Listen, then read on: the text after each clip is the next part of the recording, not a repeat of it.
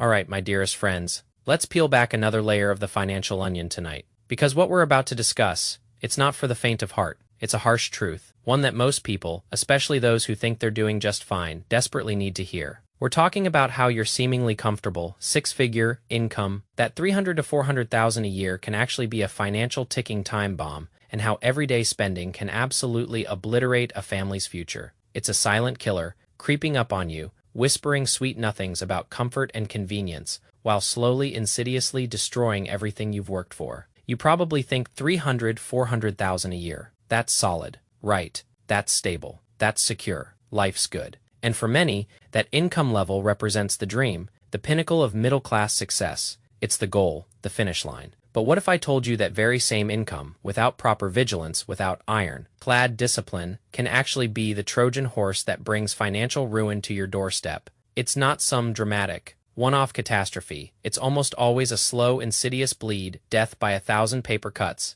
each one a seemingly innocuous purchase. A small indulgence, a moment of weakness, a quick dopamine hit that gradually, relentlessly, drains your financial lifeblood. Let me tell you a story, a truly eye-opening one, about an ordinary family, a story that shook me to my core. The protagonist, a wife, pulling in over 300,000 a year herself. She was intelligent, capable, a go-getter. She and her husband, they were living what most would consider a perfectly normal, stable life. Not extravagant, but certainly not struggling. They had a decent house, a couple of cars, kids in good schools, the whole 9 yards, until one day her husband drops a bombshell, a financial atomic bomb. He's accumulated over $1 million in high-interest loans, $1 million in debt. Just like that, out of nowhere, it seemed. In that moment, her world shattered, absolutely disintegrated, the picture-perfect life they had built, collapsing around them like a house of cards. Can you even fathom it? A family pulling in 300, 400,000 a year, dragged into an abyss of debt by, get this, their own spending habits.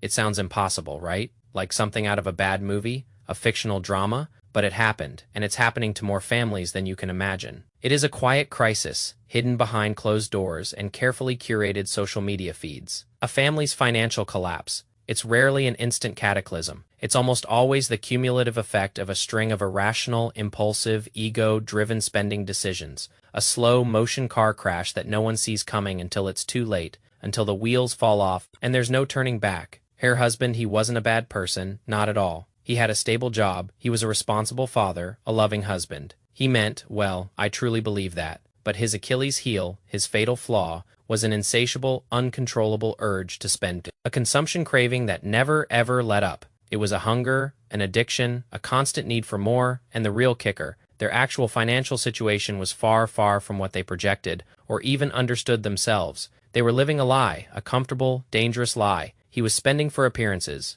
for what he perceived as a certain quality of life, chasing after this elusive virtual happiness that social media and advertising constantly bombarded them with. And without even realizing it, the debt transformed insidiously into an unbearable, colossal burden. A monster growing in the shadows. He confessed to her that he had blown through all their savings, every last penny, even taken out high-interest loans, all for appearances, for buying cars and property he couldn't truly afford, for keeping up with the Joneses, for that fleeting sense of accomplishment, resulting in this colossal debt, $1 million. The root of it all, that insidious, dangerous delusion. I can afford this, he told himself. My income is good, I can handle it. He genuinely believed, poor soul, that as long as the income kept flowing, he could weather any storm, that the next paycheck would always save the day. But the brutal truth is, a moment of fleeting vanity, a brief indulgence of ego, can instantly devour years of savings and completely blind your rationality. It is like pouring gasoline on a tiny spark and watching it erupt into an uncontrollable blaze. Each of his little splurges, each impulsive purchase, it led to a bigger loan, a fresh wave of credit card debt, and the relentless compounding interest of high-interest loans, a financial quicksand, slowly pulling them under. Initially the debt, it seemed manageable. Under control, he thought he could outrun it, out-earn it, but as time wore on, he kept borrowing more just to pay off the previous debts. A classic debt spiral. A hamster wheel of financial despair, and each new loan, the interest rates. They were astronomical, crushing, utterly unsustainable. These aren't your friendly bank loans, folks. We're talking about predatory, soul-crushing rates that multiply your debt faster than rabbits, until finally the debt snowballed into millions, and their family, their entire foundation, was teetering on the brink of collapse. Their dreams turning into a nightmare. Their once stable home, Now a house of fear and anxiety. This, my friends, is not an isolated incident. This isn't just one unfortunate family, it's a pervasive, silent epidemic. Many families, especially those with what seems like a decent income, fall prey to this consumption trap.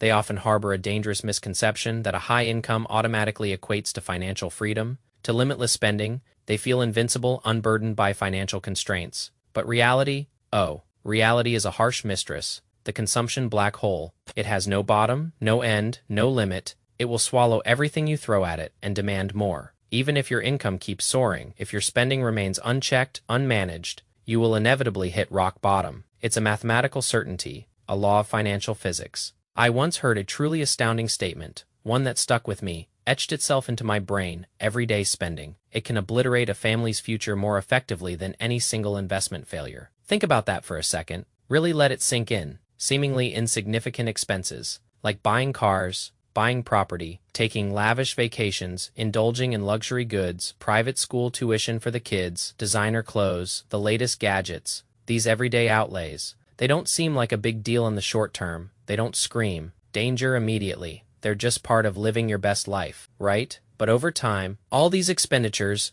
they accumulate, they compound, they grow into an unbearable weight, crushing the family's finances, leaving them gasping for air. Every loan taken, every credit card swiped, it provides a temporary illusion of an upgraded lifestyle, a fleeting sense of progress, of keeping up with the ever-moving goalposts of modern consumerism. But what it's actually delivering, my friends, is a false sense of satisfaction, a hollow victory, a counterfeit happiness, vanity, and unchecked consumer desire. These are the two primary architects of family financial collapse. They are the silent assassins, stealing your future one purchase at a time, one swipe at a time, one little indulgence at a time, until there's nothing left. Charlie Munger, the legendary investor, a man whose wisdom I deeply respect, he once said, "Wealth is not about short-term luxurious consumption, but the result of long-term stable accumulation." That quote, it pierces right to the heart of the matter. It's the Rosetta Stone of financial success. Many families, when they're spending, they completely miss this crucial point. They fail to realize that the gradual, steady accumulation of wealth requires consistent, rational spending habits and a solid financial plan, a long-term vision. It is not about impressing others with fleeting displays of wealth. It is about building a fortress for your future, brick by painstaking brick, securing your family's legacy, not just their next meal. This brave woman, the protagonist of our story, she ultimately chose to face the music, to confront this monstrous debt head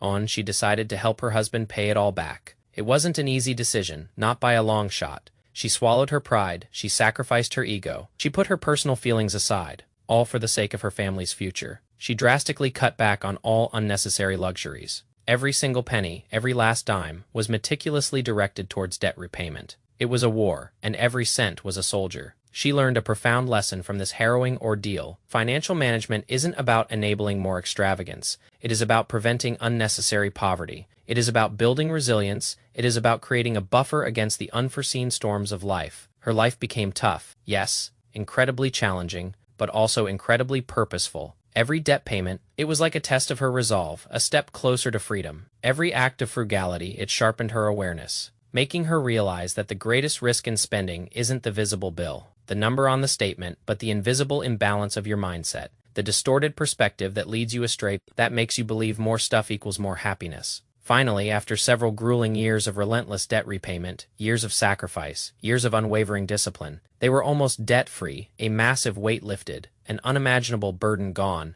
While they still carried their mortgage and car loans, those were manageable, expected debts, a sense of freedom, long forgotten, long denied, washed over her, truly being debt-free. That is the most important form of wealth in life, the ultimate liberation, the true definition of financial peace. Her story, it is not an anomaly. It is a stark warning, a blaring siren in the night, the vicious cycle of consumer inflation. It is an invisible monster, a relentless beast, devouring our wealth and our future, one purchase at a time. Many families, with seemingly impressive incomes, fall headfirst into this debt trap due to blind consumption, due to the pressure to conform to the relentless marketing machine. And once an unforeseen crisis strikes, say, a family member gets sick, or someone loses their job, or a bad investment goes south, these families, they crumble. They don't have a safety net. They don't have the resilience, because their money was never truly theirs. It was already spent, already gone, a phantom fortune, true wealth accumulation. It's not built on transient consumption, it's forged through long-term, rational savings and strategic investments.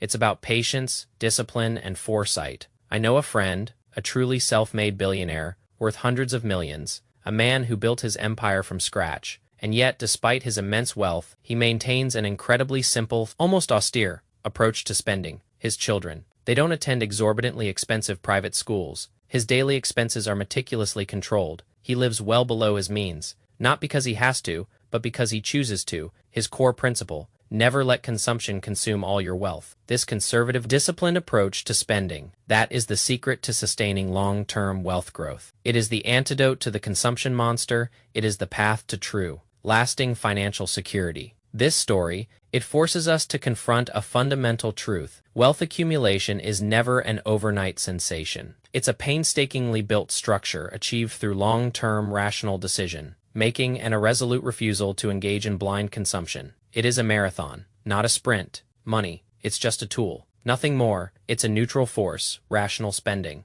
That is how you wield it, how you control it, how you make it work for you. Instead of being enslaved by it, instead of letting it dictate your life. If you, right now, find yourself in a situation where your income is decent, but your spending is completely out of control, where your money seems to vanish into thin air, then please, I implore you, take a moment, a long, hard look at your current spending habits. Reflect deeply, be brutally honest with yourself, because the greatest goal of financial management isn't to chase more luxury. It is to avoid unnecessary poverty. It is to escape the consumption trap. You'll discover that true wealth isn't merely the accumulation of material possessions. It's the profound inner peace, the unwavering composure that comes from being unswayed by external pressures, from having control over your own financial destiny. The true essence of financial freedom. It ultimately stems from the delicate balance between rational spending and long-term savings. This, my friends, is the bedrock of your future wealth, the unshakable foundation of a stable family. Don't let your individual purchases, those seemingly small acts of consumption,